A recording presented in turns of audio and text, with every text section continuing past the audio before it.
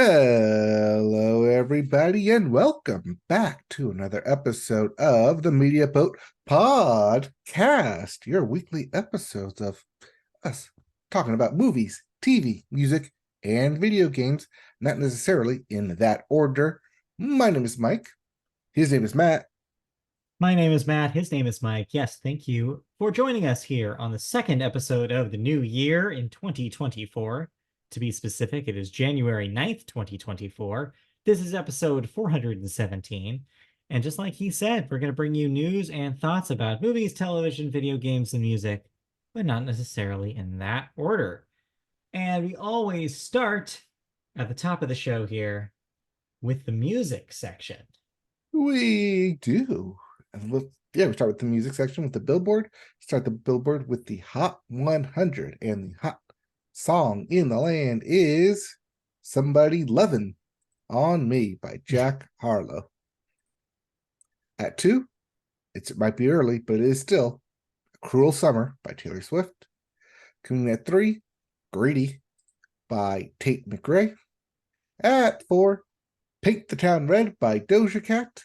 And rounding out your top 5, I Remember Everything by Zach Bryan featuring Casey Musgraves. So gone are the Christmas music and back to actually kind of where we left off. Yeah, pretty much exactly where we left off in December before the Christmas music started. So, yeah, nothing really surprising here.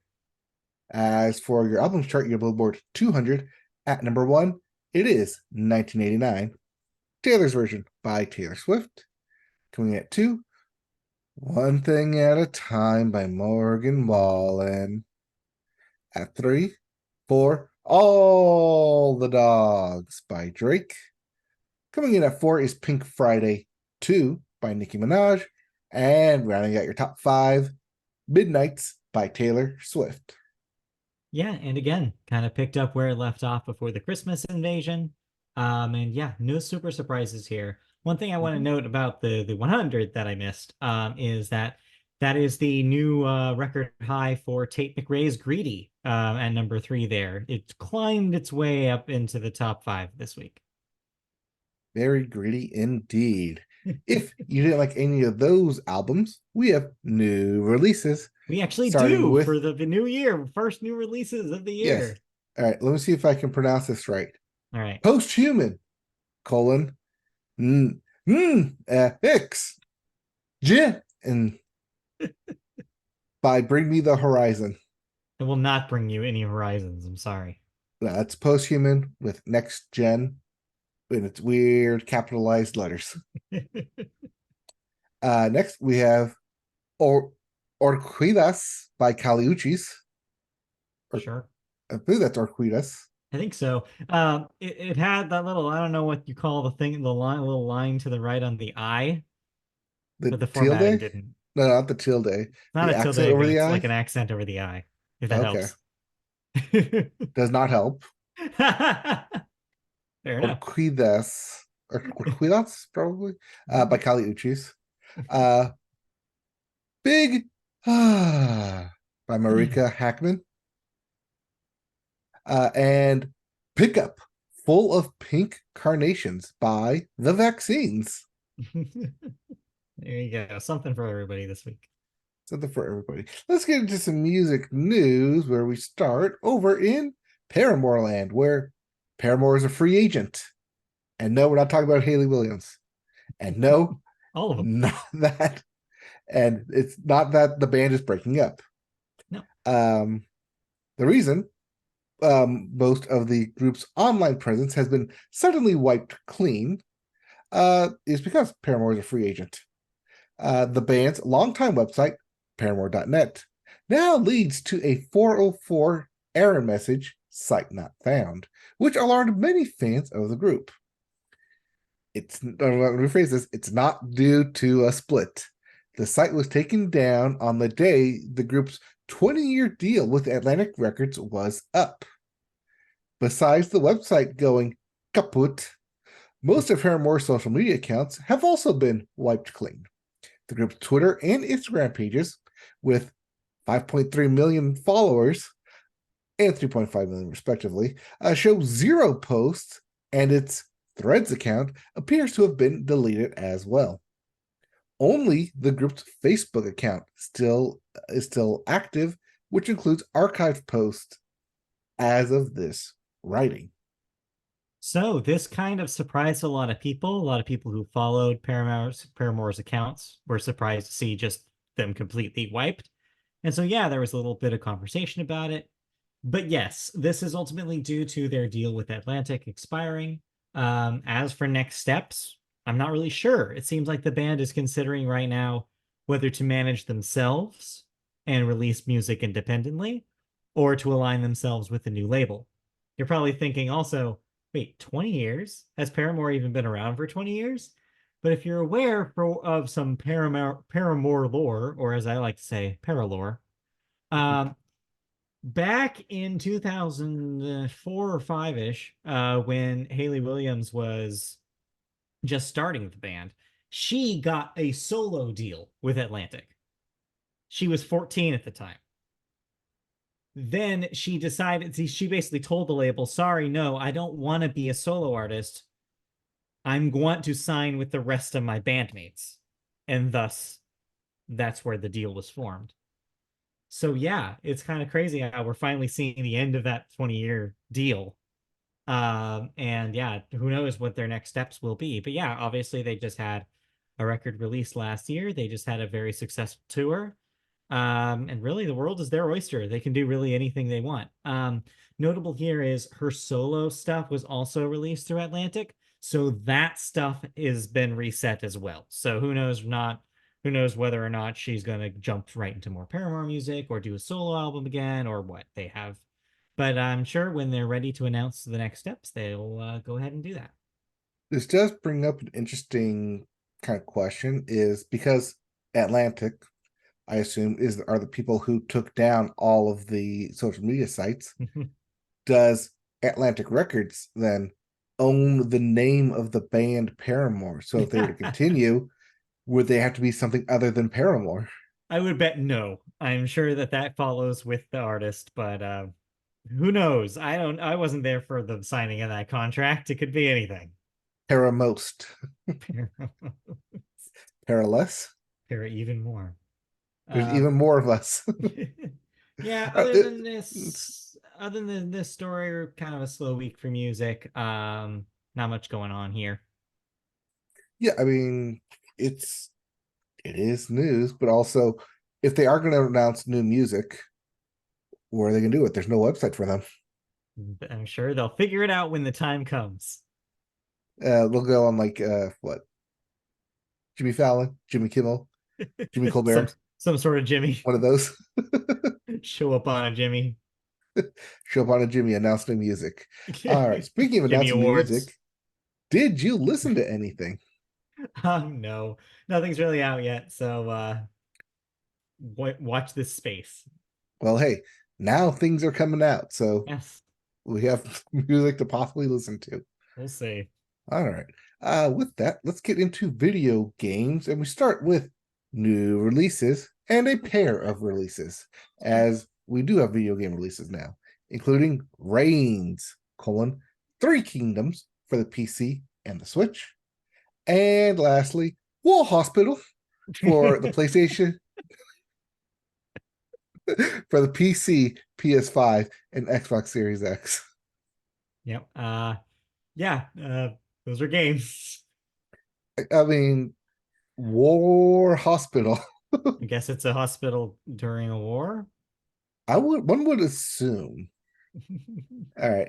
As for video game news, uh, Xbox, after making this big splash with their money, is now make a big splash with announcements. As Xbox and Bethesda will stream a developer direct presentation, not this Thursday, but next Thursday, January 18th. Beginning at 12 p.m. Pacific time, 3 p.m. Eastern, doing the math for you guys. It will provide fans with, quote, an inside look at a selection of highly anticipated games coming to Xbox Series XS, PC, and Game Pass. Close quote. Presented by the developers themselves, this will include Machine Games' Indiana Jones title, Obsidian's Avowed, Oxide Games, Aura, History Untold, and Ninja Theory's Senua's Saga, Hellblade 2, Mhm. at least. Yeah, so this is something that they believe they started doing last year with Starfield. This expanded to feature several games instead of just one in focus. And I think it's a cool idea to let the developers speak for themselves, speak on their own projects. And it's a good opening to Microsoft's ear. This is kind of, again, I feel like we're a broken record for the last 3 years saying this, but hopefully a reset year for Xbox where they can prove that they have a lot of games coming out and those of high quality. They got burned by Redfall and to a lesser extent Starfield last year. They need to make up for that by making sure that these games are good. And this is going to be early footage of all of these, I'm sure. And so we're going to get a nice little preview.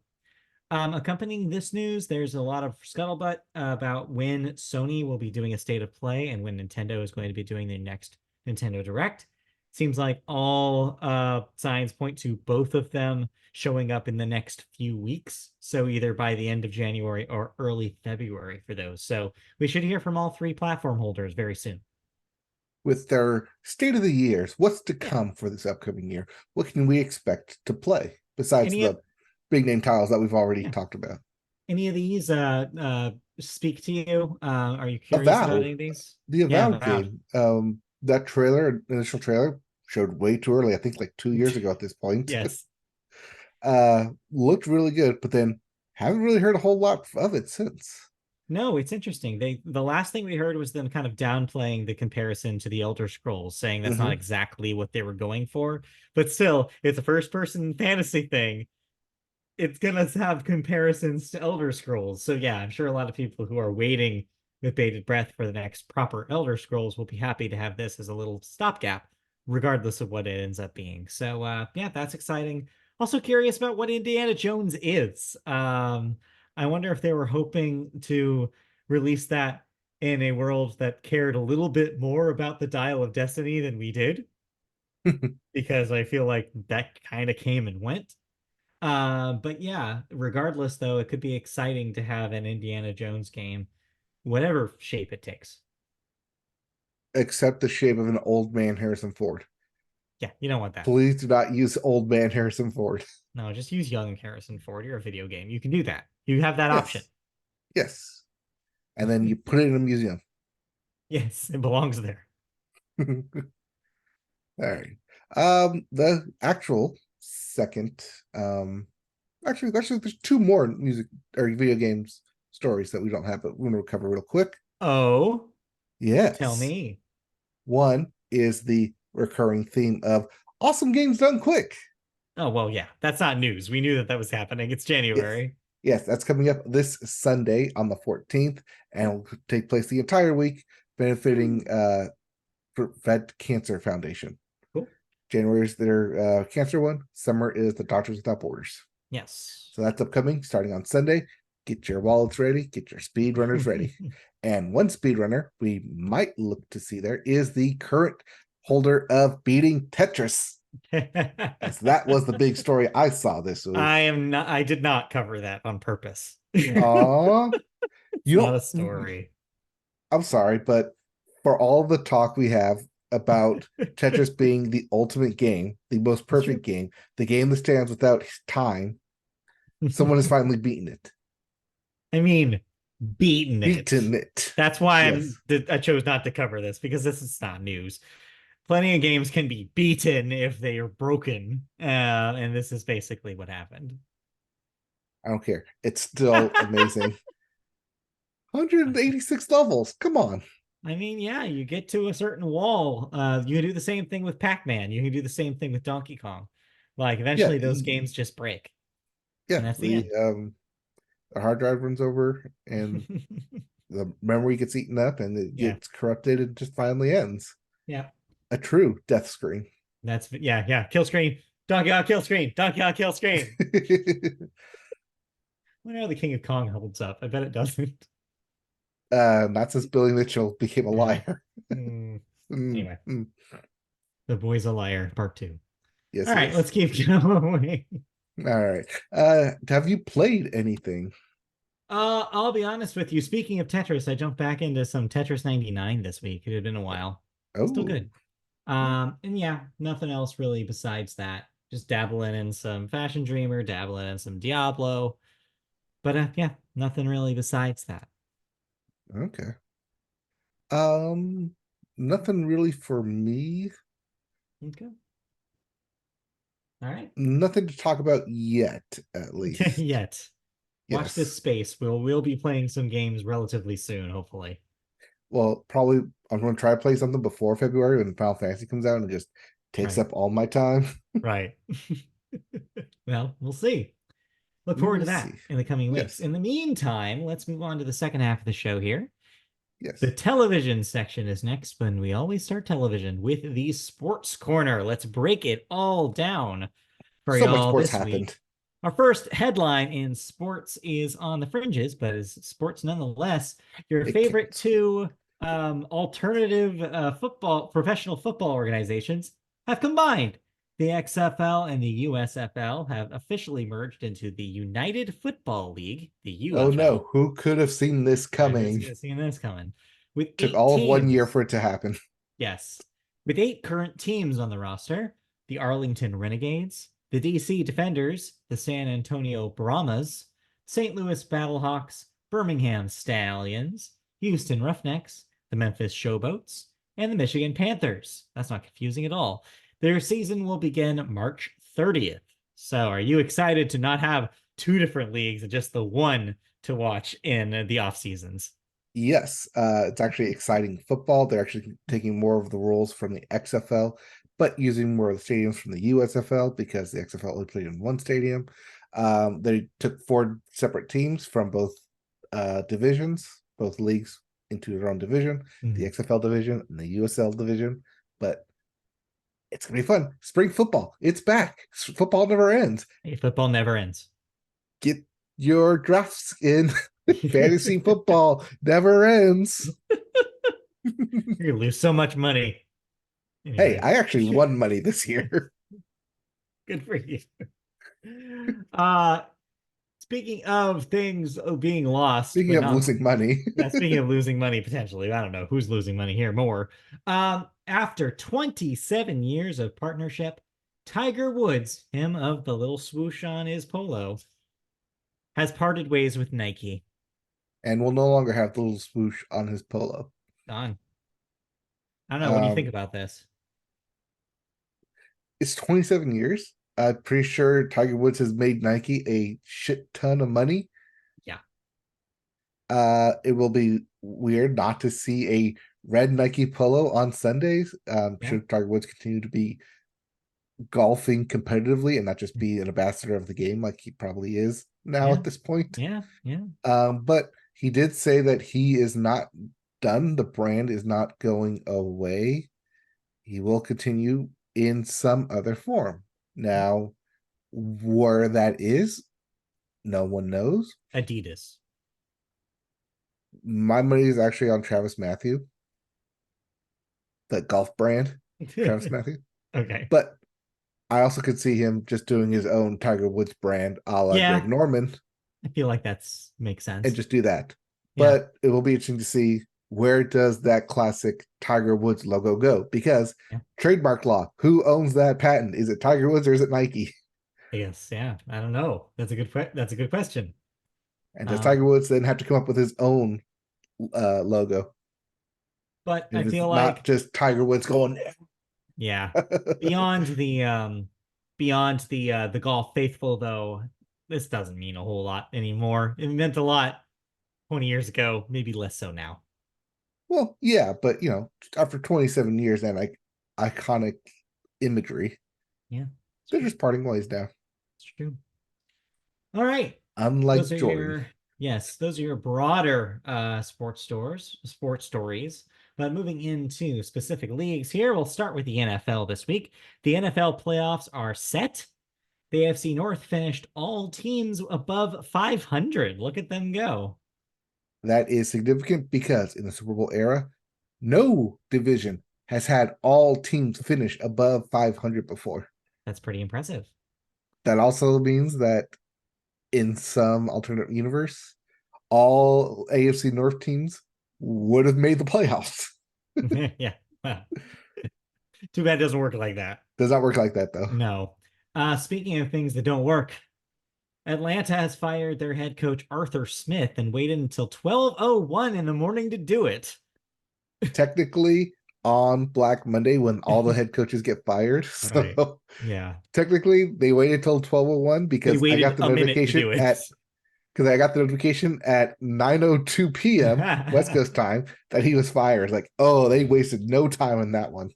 Speaking about wasting no time, other coaches got the axe as well. Washington fired their head coach, Ron Rivera, and the Titans fired their head coach, Mike Vrabel. So there are a total of 6 head coach openings, including the Panthers, Raiders, Chargers, Falcons, Commanders, and Titans. So far, So far. the other two that we're waiting on is the Bears, as they have the number one pick. Mm. But there are current rumblings that they are willing to move off of said number one pick. Yeah. For a hefty ransom. And of course, there's also the rumors that have been circulating about, well, whether this is Bill Belichick's last season too. Yes. So a lot of things are in flux.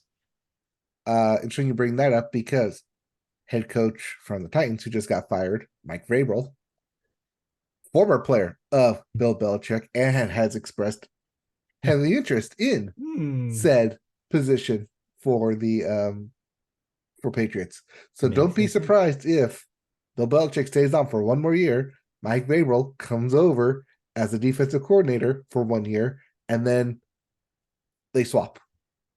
Okay, well, we will see. That's my prediction hat going on there. Yeah, you love to put on that hat. It fits nicely. To wrap up the NFL stuff, where are you feeling about these playoff matchups? Any highlight games to look forward to? Yes. In fact, there's only one game that is on everyone's mind this upcoming week. Okay. It is Detroit Lions hosting their first ever playoff game in 30 plus years. Yeah, that's true. And as an appreciation for someone who's been at the helm of such a long and tumultuous franchise for 12 years, they've invited Matthew Stafford to come and with the Los Angeles Rams to play against the Detroit Lions in said playoff game. Yes, exactly. So it is both a revenge game for current quarterback Jared Goff against his former team, the LA Rams. It is also a homecoming game for quarterback Matthew Stafford, playing in his former home of 12 years at Ford's Field. Yeah, must feel pretty weird. Yeah, but Detroit's hosting a playoff game. What year is this? Also, the Browns. Wait, no, the Browns are not hosting a playoff game. They actually lost to the Ravens. Never mind. I say the Browns are also in the playoffs. So close. Yeah, close, almost. Yeah. Well, okay. But yeah, that is the game that most people are looking forward to. It's the Sunday night game. It is one with the way the scheduling does for the playoffs. No game overlaps. So you get 2 on Saturday, 3 on Sunday, and 1 on Monday. All right. So look forward to some exciting playoff football this weekend. In the meantime, we have an update coming from Major League Baseball, a story we've been tracking for a while, but it's not great news. We had previously reported that Amazon Prime Video specifically, was looking into making an investment in the struggling Diamond Sports Group to take some of their licensing to broadcast baseball games of the teams that they had deals with. Well, the MLB rejected a proposed roughly $150 million lifeline extended by Amazon for the teams. Major League Baseball, quote, will offer Diamond a deal that reduces the media rights fees it pays for 3 of the 11 teams in exchange for the MLB gaining the digital rights for all Diamond teams starting in 2025. According to the MLB, they want to cut out Diamond and strike out their own streaming deals with Amazon or Apple starting in 2025, leaving this upcoming season as well. Then what the hell is going to happen then to the other teams? This is definitely going to be one of those limbo years with streaming and broadcasting rights for 11 of Yeah. the 30 teams in the Yeah. MLB. So here's the question. Who are the three teams? Who do you think those three teams are? Because I have a very strong feeling that the Angels are one of them. I want to say it's the Angels. I Yeah. want to say it's the Padres. And I want to Padres say deal it's already expired, remember? They already gave up that money. okay. Then the other one's Atlanta Yeah, because that's a big market. that would make sense. And Although, then do they have that or do they still no, they have did. T do they don't do TBS No, for those anymore? Oh. nope. I I'm know you're old. thinking Turner in Atlanta, but Yeah, I'm no. old. I guess they used to do that, but then maybe they Yes. don't anymore. And probably Miami, the Marlins, because that's also a big market. Oh yeah, yeah, they are. Tampa, they also do Tampa Bay, but I guess they're not as big of a market. No, they're not as big. But anyway, yeah, so if you're not one of those, of course, we don't actually know for sure if those are the three Right. teams. But yeah, it's good. It's a really good question. What happens then? And even then, there's also a chance that Diamond can't even afford the smaller fee. Like they might be that struggle, like that down in the dumps financially. They might not be able to even pay the league that much money. So there's a lot of question marks still, even though this basically confirms that we won't see these teams on Amazon at least in 2024. Right. I mean, there's still the possibility of 2025. That's apparently Yes. when MLB is looking to start making a full-fledged licensing deal. Yeah. I'm gonna assume for longer than 1 year. So I would bet, yes. I think was it Peacock got it for 5 years? Yeah. I think that's what their deal is. Something And then like that. Amazon Prime's Thursday night football games are for 10 years. So they're probably looking for the same thing kind of deal where it's a 10-year block starting at Yeah. 2025 Yeah. The to crazy just thing stream about the games. it's just insane to me that this just puts the onus then in the team's marketing arms to figure out how to explain these changes to their fans. Like, how do you go from being like, oh, yeah, you watched your team here in the same place for like 6, 7 years? How do you then say, oh, by the way, here's the details about how to do this other thing to figure out how to watch your team? It's a disaster. They start Like, running ads that say you can only watch your team on MLB.com. You have to sign up for the play package. it's just this stuff they need to be more transparent about it because the fact is that 90% of the people who care about this aren't listening to our podcast and aren't digging for these stories. Hey, you know what this story reminds me of? The Pac-12 when they couldn't make their own Yes. damn deal and decided to try and strike out and make their own network. And look what happened Look what to the happened to teams. that. Oh, we'll get there. I'll Hold get on, there. hold on, hold your Pac-12 thoughts. Okay. Moving out of the MLB and into the NBA, the 2024 NBA trade deadline ends on February 8th. So get your trade 1 month predictions set. away. Yes. Also in line, All-Star game coming up about Yep. 2 weeks after that. So Yes. start casting your votes. Always around Valentine's Day. Always fun. Meanwhile, in the NHL, the world of hockey, your number one pick, Connor Bedard, was placed on the IR this week with a broken jaw. Bedard, age 18, leads all NHL rookies in goals, 15 assists with 18, and minutes, 19 minutes, in 39 games this season. It's pretty That good. is correct. If you break that down, that is almost one assist per minute It's pretty good. on the ice. That's insane, honestly. As an High scoring 18-year-old game. going up against these grown-ass men. I mean, Meanwhile, if with stats like that, it's no wonder someone broke his jaw, but also, yeah, how dare you break the number one pick's jaw? how dare you? Then on the flip side, we go from rookie player to legendary player. Marc-Andre Fleury, 7 days after he appeared in his 1000th game, joins only three other goaltenders in NHL history by notching his 551st career win, tying him with Patrick Roy for second all time among NHL goalies. Yes. What long storied career of Marc-Andre Fleury, Yeah. formerly of the Penguins, Mhm. then was unceremoniously lifted to Las Vegas Golden Yes. Knights Yes. during their inaugural draft, where they forcefully plucked two players from every team. Yes. But yeah, that's rarefied air. That's a limited group of people to be associated with. So yeah, that's some of the best stats in the game. Number one, most career wins is still Martin Brodeur Mm. of the New Jersey Devils with 691 wins Woo. at 1,266 games played. It's pretty good. That's a lot of So wins. he still has 150 more games to win. That's pretty crazy. Good on him. Considering each season's about 82 games. Okay. Okay. Okay, so he's got like at least at minimum 2 seasons Yeah. if he just completely like wins every single game and plays every single game. So 3 to 5, maybe. I don't know if he can do it.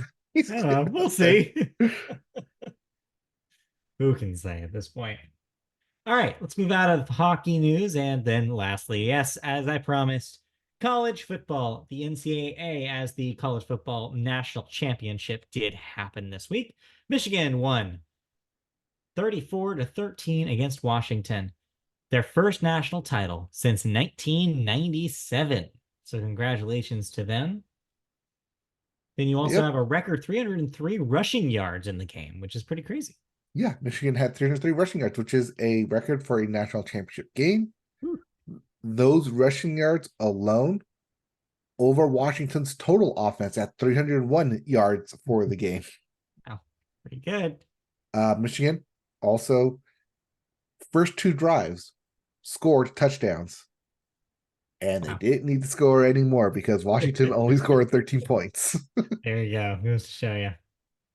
So But yeah, yeah. congratulations, Michigan. Now the all eyes turn not to the NFL draft, mind you, but to Coach Jim Harbaugh. And does he stay at Michigan? Because And as we just mentioned, 6 teams yes, currently have head coach openings. it's true.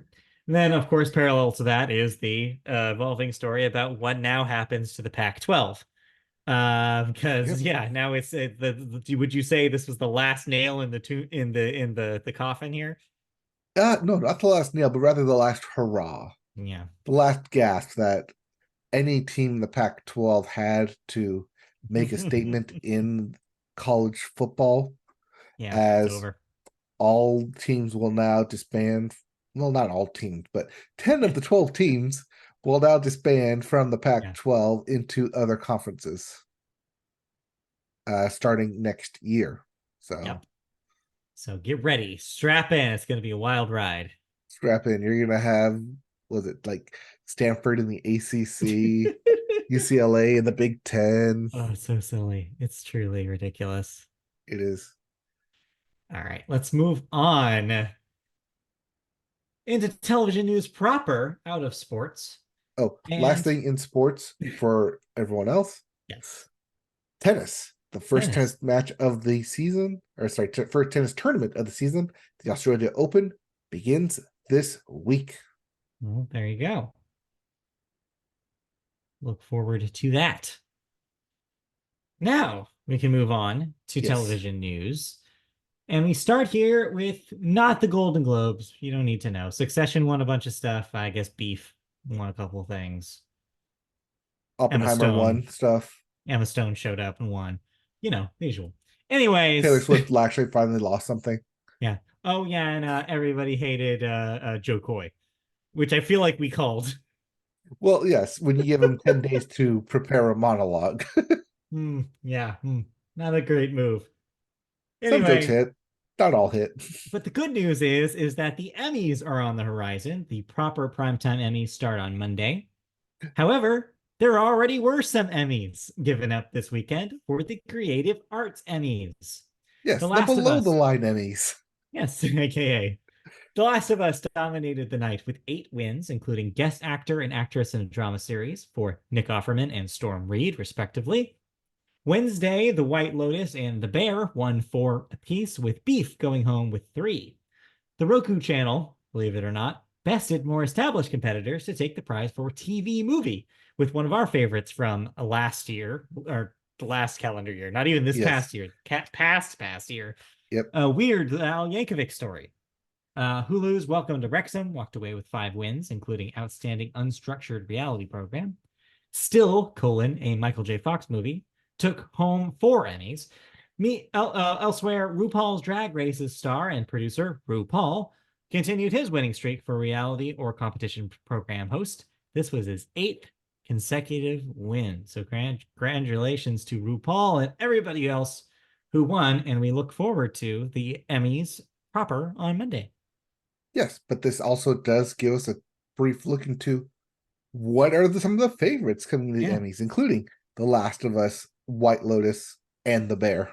Yeah, people noted that the Golden Globes completely snubbed The Last of Us, Mm-hmm. leaving it kind of questioning a lot of people questioning what its success rate for the Emmys here. So I Right, don't but know. the Golden Globes gave it to the other HBO show, Succession, Right. everywhere. So So HBO's like, oh no, yes, boo hoo, let me collect my yeah. awards, boo hoo, you guys. Yeah, but we'll see ultimately what that looks like come Monday night. So stay tuned, Yep. folks. We'll have that for you Um, next week on Tuesday's show. Especially we'll see The Last of Us, like we said, go up against the series finale of Succession, and then favorite of The Bear go up against series finale of Ted Lasso. Yes. I have a Not feeling it that is those are the not only ones we're worried about, but right. those are kind of like the two major prizes of like the new guy Mm. and the finale veteran coming in. Well, regardless, it'll be fun. So yes, listen for next week's episode to hear our Emmy takes, as they will have happened by the time we record. Hot Emmy takes Hot from the Emmy night before. takes. Yes, steaming hot. Let's move on out of Emmys and into some television that we watched this week. One of these I'm hoping you finished, because I finished. I'm sorry, I did not finish. I'm Oh halfway through. no! How did I beat you? You started way ahead of me. I was Yes. able to watch the entire first season plus catch up to the end of this season before you finished season 2. Yeah, I know. All right. Well, we can Well, table I that was one kind next of week. sick and off, so All right. So let's table that until next week if you want to finish that up. oh no, we can watch. We can talk about it. I don't I think have. it'll be better if we can talk about the whole thing. Not that there's so many spoilers, but it does something interesting in the finale that I want to get your take on. So Okay, we'll I'm wait. halfway through. They're just coming back from Paris. Okay, we'll wait then. We'll wait Yeah. because there's a whole arc you don't know about yet. Okay. Okay. All right. But the one thing you did watch though is something called The Floor. Yes, this is the new game show hosted by Rob Lowe, Oh, I did where see the clip for this. Yes. Okay. yes, where they're on a 9x9 grid, 81 people out there, only one winner, Mm. as it is image trivia. Basically, it's name this image, um, based on the expertise of the person of the who's standing on the square on the floor. They choose one person at random, and they get to challenge one of the 4 people next to them in their expertise. Um, like say, I think one of them was tools, for example. So you challenge the person in tools, and they just rapid firely show a series of images of tools, and it is more or less speed chess rules where you say it, your clock stops, goes to the next person. They get it right, clock stops, go back to you. Um, you can pass 3-second violation, but first person to reach 0 on their timer, eliminated, and you take their square. And you just go and keep taking squares until you either stop or you stop and go back to the floor. Okay. But here's the kicker, though. When you overtake someone's square, or say someone beats you, your clue that you're standing on now becomes the clue for the entire section. Mm. So so in the end, all 81 kind of trivias will be covered, but not necessarily the person who started on that square will have it covered by the time you get to it. Okay. So it's a little bit of like Snake, Floor Meets Lava, and just kind of like trivia spread out. But it's a bit addicting because you're watching this and it's like one of the categories was car brands or car brands. Show a logo of a car, and we're sitting there saying that's that. It's BMW. That's Saab. That's Subaru. And these people are kind of stumbling. It's like, oh come on, that was so easy. So it's very easy to get into this game from a couch perspective, and also it's that very hard. My mind just all of a sudden went Blake standing up here, and I have no idea like what Macaulay Culkin looks like. He goes like this. Yes, they have that image, and you're supposed to name the child actor, and they can't. Like, Dang. I know that's homo. I don't know. Yeah, Pass. you just get the pressure gets to you when Yes. when you're put on the spot like that. Yeah. And it's only 45 seconds. So Yeah. each round lasts a total of 90 seconds. So each like head-to-head competition goes by very fast. Yeah. Total prize to win everything, $250,000, 250,000. Mhm. But whoever has the most tiles at the end of the night automatically gets 20,000 that they get to keep no matter what. So That's nice. there's kind of an incentive to keep going and get the most tiles and kind of attack the person who has those tiles. Mhm. But like I said, if you lose, your tile, all your space gets taken, and whatever their category is, whatever the category was that wasn't used, becomes the full category. So you have someone who, like, maybe started off with cereals was a category, but then they won, continued to win, eventually lost, but that category of cereals was never used, so that becomes the full square of Mm. of that person now. Okay. Even if that person does not know anything about it, that now becomes their category that they have to challenge for Got or have it. to defend against. So it's it's simple, but it's simple enough to where people at home on the couch can play it too. Oh, okay. Yeah, seems all right. Yeah. Kind of reminds me a bit of like Generation Gap from a couple Yeah. years ago, where Yeah. it's one of those like you can sit on the couch and like with a family friendly game show and yell at the TV what the answer is. Well, I mean, Christy and I love our game shows. Might have to give that one a spin, see if she likes that. She loves Generation Gap. Don't get her started. Does We're she kind of love in, Rob Lowe? He's pretty good yeah, in this. not really, no. Yeah, we're kind of in Netflix limbo right now because we expected there to be a new season of The Circle. But That there is hasn't been yet. February. Right. It's apparently next month. And I'm like, oh Yes. man. So we have to wait even longer for that. But there is Love is Blind Sweden coming up. So, That's a hey, different thing. don't That's a poo poo different it. thing. I'm Don't poo poo poo-pooing it. it. Look at all the Swedish models coming in here. All right, let's move on. Anything else that we watched this week before we move on to cancellations and renewals? I did watch the pilot for Extended Family. Okay. Um, one of the highlights of it, created and executive produced by Mike O'Malley. Yes, All right. that Mike O'Malley. Let's go to Mo. Mo. Yes, because unlike Olivia Rodrigo, he also has guts. Oh, anyway. uh, but yeah, that's about the highlight of this. Especially Yeah. since Donald Faison is the owner of the Celtics. What? Yes, Wait, that's how they're playing wait. in this In the universe. television show?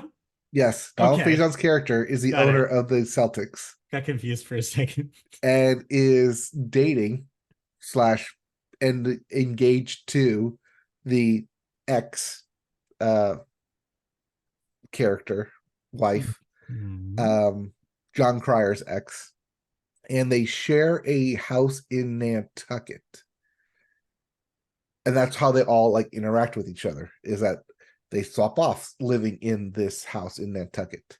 Mhm. Uh but that is about as weird as it gets. Otherwise, it's very much a like kind of safe comedy. It tries to do the 2.5 Men thing. It tries to do the was it a Modern Family thing where it's like they're in therapy and like talking to the camera, sitting on the couch talking to the audience. It it does that, but I don't think it does it very successfully though.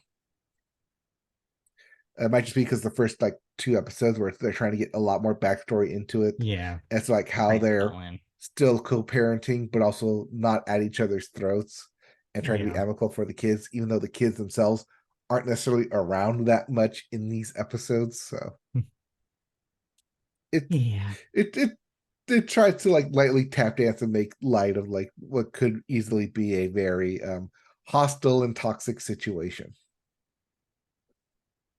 Okay. But that's extended family. That's extended family. Where's that? That is on NBC. So NBC. That's a network Peacock. show. Okay. Yep. Got it. They still exist, believe it or not. They still occasionally have network comedies. Yes, they So still there. do three in studio Yeah. camera setups. Multicam shows Multicam. still exist. But in the meantime, let's move on to cancellations and renewals. Let's find out what shows no longer What am I exist. no longer watching? You're no longer watching American Born Chinese on Disney Plus, as it has been canceled after just one unceremonious season. We watched half of this and could not finish Same, it. We same. did I not got go through back three to it. episodes, did not go back to it. Chrissy's a big fan of the comic on which it's based. So Mhm. she was expecting to jump in and really like it. I think she did like what was there, but ultimately other stuff came out. It was bad timing, and we just never took the time to go and finish it. Oh yeah, that's why I didn't finish Julia. I watched the Percy Jackson thing. Okay, we'll get there. We'll get there in a second. Let's finish cancellations and renewals. Then I want to get your take on that Okay. real briefly. But let's finish this up first. So that's cancellation. We also are out. We have one more cancellation. Minx on Stars canceled after one season. Then we have some renewals for y'all. Help! I'm in a secret relationship. Gets a third season on MTV. It's weird. Catfish, the More TV like help, I'm show. on a secret TV show. Yeah, right.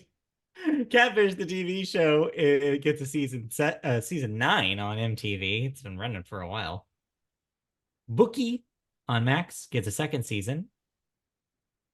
And we have some deaths real quick. Let's do these real quick first. We have first up David Soul, age 80, actor famous for Starsky and Hutch, and also Magnum Force. We also have Christian Olivier, age 51, I think it's just actor. Oliver. Oh, is that not Olivier? No. That's just Christian Oliver. Okay. Actor in Speed Racer, The Good German, Saved by the Bell, The New Class. And then we have Adam Canto, age 42. Actor was in X-Men Days of Future Past, Designated Survivor, and The Cleaning Lady. Yeah. Two really young actors, and then David Soul, legend. I think Yeah, it was Starsky and Hutch, I believe. I believe so. Yeah. Yeah, he Yeah. wasn't Hutch, that was someone else. All right. Okay. So So yeah, yes, the reason I did not finish Julia is because yes. I spent that time instead watching on your heavy recommendation, Yes. and I guess Chrissy's recommendation too. Yeah, Uh, by proxy. yes, by proxy. Percy Jackson and the Olympians on Disney Plus. All right. What do you think? It's a kid. Okay, so it's It's a kids show. a kid Yeah, show. duh. What'd you expect? It's based on a kid's book. Yeah, young adults, but like actual like 12-year-old kids, and Yeah, not like the aged up. I'm gonna right. say I'm a kid, but I'm actually like 18 in this Oh no. thing. They're children. They are absolutely the age that they're supposed to be playing. Yes.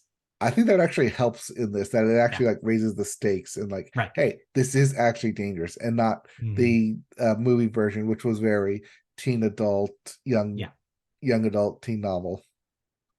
Um, but yeah, I was actually surprised that they actually put money behind this, Oh yeah. and the actual like not just fight scenes, but the CGI graphics behind it work. It's actually really well done, really fun to see. Yeah. One of the Um, things that I'm continuously surprised by how good they are at it is not showing you too much of the monster, which is good mhm. for a budget thing, but also it's a classic tactic to make the stakes higher and the monster scarier, right?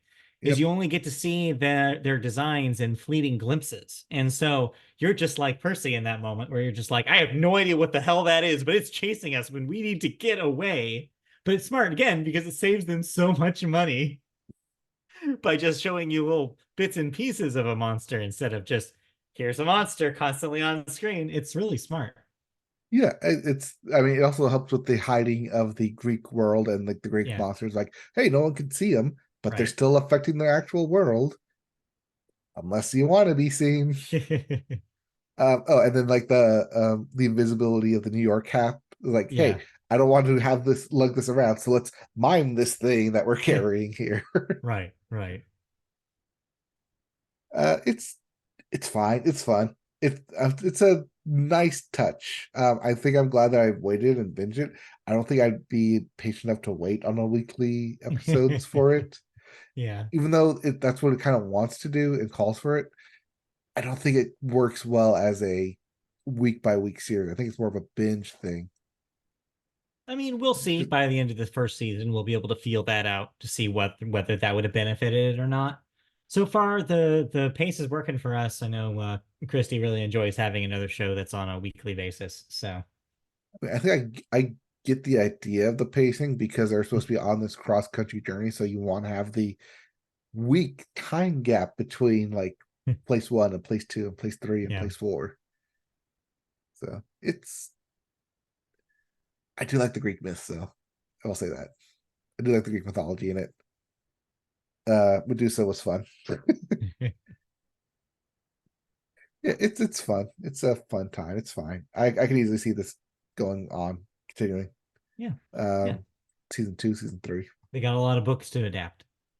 That's what I hear. Yeah, never read them. Yeah. All right, now we can move on properly from television and into the last segment for the day, the movies section, where we always start the movies with the weekend box office numbers. And today we start with number one, Wonka, with another $14 million. That's at 164 domestic. Number two, The Pool That Kills You at 12, sorry, Night Swim with $12 million debut. Apparently, yeah, people love that pool that kills you. Horror movies in January always do good. It's true. Just ask M3 again. Yeah, exactly. Number three, Aquaman, The Lost Kingdom with $10 million this week. That's at a cool even 100. Hey, you're Number, right. It did it reach it. did crawl there. It got there, but it's probably not thrilled that it's there. And number four, Migration with another $10 million. That's at 77. That might be the first Illumination film in a while to not hit 100, which is wild. So we'll see. I want to say that they mostly have. They're a pretty successful studio. Well, And they're then, yeah, very success. I mean, they're successful yeah, because of like the low hanging fruit that they yeah, have. Minions, Mario. And then rounding out your top five, Anyone But You with a $9.5 million total this week. That's sitting at 43 million domestic. Let's And see here. yes, You are wrong. Right. yeah, Barring the re-releases that they do, you're right. correct. That is at Yeah. 78 million. Their lowest before this, or the next highest, I guess. Hop at 108 million. Oof. Yikes. I guess it just for whatever reason, it just didn't entice families enough to go. Or perhaps that Wonka being family friendly enough maybe cannibalized some of its audience. That could be part of it. They didn't have a runway there, being the only family film.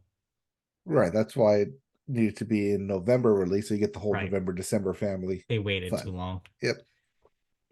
Not waiting a second longer, though. It's our first big release week of the year, starting this Friday. We have two Come big on, Night ones. Swim is not a big release. Well, no, not really. But you have the It didn't make a anticipated. splash for you. We It have the couldn't anticipated. pool its money together. All right, let's move on. All right, let's dive into the next one. Mean Girls is out finally. The film adaptation of the stage musical version of Mean Girls, but somehow also still featuring Tina Fey, is out this week in theaters. Yes, believe it or not, that movie is 20. The original is 20 years old this year. Feel old, people. feel very old. Then two other movies this week: The Book of Clarence and The Beekeeper. Yeah, but Mean Girls is just going to dominate Yeah, because Mean Girls is going to be your it's number Mean one. Girls. Yeah, I as wonder how long people are going to be as surprised that it is a musical yeah, version of I Mean was just gonna Girls. say, as long as people don't find out it's a musical. Oh wait, I just told you it's a musical. Anyway, those are your new releases. But a movie that may or may not release, maybe ever, because the track record for the for Disney Star Wars films has been spotty in the last few years. Let's talk about yet another announcement of yet another Star Wars movie. That may This or may not time, hit the big screen. right, that may or may not even hit the big screen, but has some familiar friends. Jon Favreau is directing and bringing his friends to a new Star Wars movie titled, guess what? The Mandalorian and Grogu. This rolls off the tongue. Great title. Working title. Yeah, I hope so. God, I hope so. Just call it Baby Yoda. That's all you need to do. It will go into production later this year. Favreau will produce The Mandalorian and Grogu with Lucasfilm president Kathleen Kennedy and newly appointed creative director Dave Filoni. This is in addition to the Daisy Ridley character, Rey Skywalker film, the Rey Skywalker film directed by Sharmeen Obaid-Chinoy, also in addition to James Mangold's Dawn of the Jedi film, and also in addition to Dave Filoni's film that will connect his Disney Plus shows. Though Disney release calendar is constantly changing, an untitled Star Wars movie is scheduled for May 22nd, 2026. This could be that, question mark. A separate movie set in a galaxy far, far away is set for December 18th, 2026, and a third is scheduled for December 17th, 2027. So move around the pieces all you want. These movies aren't coming out. Hey, 2026 is still 2 years away. It's so far. It's so far in the future. I don't even know Yeah, what to think anymore. When are these movies ever going to actually be released? Are they going to have the same director from here to when they're finally announced, like finally released? Will we see trailers? Will we have any news whatsoever? Or is this the last we hear of this? you just saw 2026. So, which means either Christmas this year or Super Bowl the following year, 2025. That's a lot of maybes I'm hearing. There's a lot of we'll see. I don't know. I just put out a Star Wars movie. I dare you. Well, Is my dare to Disney at this point. it's also there because, like you said, or as the story says, both Dave Filoni and Jon Favreau are supposedly directing their own Star Wars films that may or may not actually be connected. Because Mandalorian and Grogu is supposed to be its own standalone Star Wars film and not connected to the Dave Filoni film. But as we know, Dave Filoni likes playing with his toys and will somehow make it about the Mandalorian and Grogu and put them in there somewhere. He's only gonna take his friends. That's what I was saying. He's inviting his friends to all of his parties. Anyway, I don't know. We'll see. That's my take on this. And also change that name. Yeah, don't call it Change that name. Mandalorian and Grogu. Mandalorian and Grogu. Come on. It's not a buddy Let's, cop let's, film. Unless it is. no, it's Starsky and Hutch. Oh, RIP. All right, Sorry. let's wrap that up. Let's talk about, oh yeah, and also this is where I do the requisite thing I did in TV. The Golden Globes did happen. Certain movies were awarded. Certain people Barbie got that were snubbed. Yes. on our radar got snubbed. Charles Melton unfortunately got snubbed. Yes. That being said, let's roll into a movie that enjoyed some award love at the Golden Globes. I watched a movie this week. Yes. This is now a holdover space for next week till we watch actual movies. Well, I watched a holdover from 2023, The Holdovers. Hey, Uh, don't you mean Golden Globe yes, winning The Golden Globe Holdovers? winning The Holdovers, and I'm happy to report I believe it earns the praise. Paul Giamatti, great in this thing. It's his movie, it's his vehicle, and he rolls with it. It's a pretty simple premise, and I think it delivers on it. Basically, if you're not familiar, essentially he is a history teacher at a boarding school, and it is 1970, so it's a period piece. And basically, because it's a boarding school, most of the kids go home, but some of the boys have to stay, are holdovers, because their parents can't take them home. So they have to stay with a guardian. And basically, one of the teachers is handpicked to be that guardian for the period of time. In this case, it's Paul Giamatti's character, who is cantankerous, who doesn't like the kids, who Who has doesn't want to baggage, be there? Let me right? Doesn't want to guess. be there. Hmm. He's kind of smelly. Nobody likes him. That's kind of the setup. Also, he's an alcoholic, et cetera, et cetera. And of course, wouldn't you Hey, I already know? watched Sideways. Right. Hey, it's funny that you say that because this is an Alexander Payne film, just like Ah, Sideways. So yeah, if you like his stuff, perfect segue. This is his first period piece, though. Fun fact. Apparently, I read some quote from him this week that was saying basically his entire career he's been making 70s comedies. So why not just set one in the 70s? Which I thought was pretty funny. But anyway, so yeah, naturally, of course, because movies are movies, he is the one chosen to be the guardian for the holdovers, and the boys aren't happy to see him there, and hilarity ensues. However, there's a heart to this movie. He does end up bonding with one of the boys, as he ends up being the only one after the rest of the boys are taken home, and they have this interesting father-son dynamic that grows over the course of the movie. And yeah, it's heartwarming. It's got Christmas stuff throughout. It'll be, I think it's a good Christmas feel for the holiday season next year if you missed it this year. does that make it a Christmas movie? Yeah, absolutely. It is a Christmas movie. It takes place at Christmas. Christmas is a plot point. Is the reason why it's happening. Yeah, I'd say this is a Christmas movie. Yeah, I really love the acting here. Paul Giamatti is great. Of course he is. It's a real showcase for him and his particular brand of cantankerous acting. The kid in one of his first roles is really impressive. He's got some range to him. I really like what's the woman's name in it? She also was nominated at the Golden Globes last night. Anyways, she's really excellent in this as well. Plays a really heart-wrenching role as the mother of a recently deceased child who went to the school, unfortunately lost his life at the Vietnam War, and so she kind of is dealing with this in the during in the as the movie goes on, and is helped out by the other characters. But yeah, it's a really great Davine acting. Joy Randolph. There you go. Yeah, she's great in this. Yeah, it's a great character piece. It's a really good showcase for these character actors. And yeah, it's heartwarming and emotional, and yeah, it's cute. I like the script, and there's a lot of really touching moments. So yeah, I recommend it. It's streaming on Peacock right now, in case anybody is curious. Okay. Um, Now, because it's a Christmas movie, the ultimate question: would you watch this every year? Not every year. I think it's a lot of the subject matter is pretty heavy, as mentioned. And so it can be at moments be like, all right. But by the end of it, it turns in such a happy ending and such a redemptive kind of revenge kind of style thing that it ends up being fun by the end of it. Yeah, I recommend it. It's a good one.